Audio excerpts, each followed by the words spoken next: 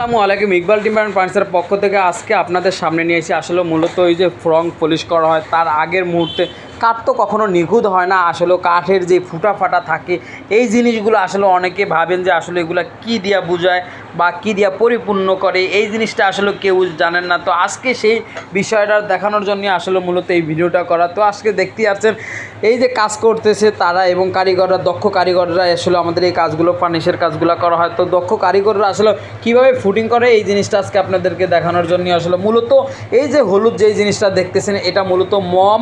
এই মমটা আসলে যে শুধুই মম তাই না, এই মমটা বানানোর জন্য বিভিন্ন মেডিসিন এরা ইউজ করে। সেই মেডিসিনের দ্বারা এরকম সুন্দর পরিপূর্ণ একটা মম বা মোমের গোল্লা তৈরি করি আপনারা এই দেখতেছেন নিখুঁতভাবে, যাতে কাজটা একবারে 100 নিখুঁত দেখা, যাতে কাঠের যে কোনো ফুটা ফাটা যে না দেখা যায়, এই জন্যই আসলে মূলত এই মমটা ব্যবহার করা হয়।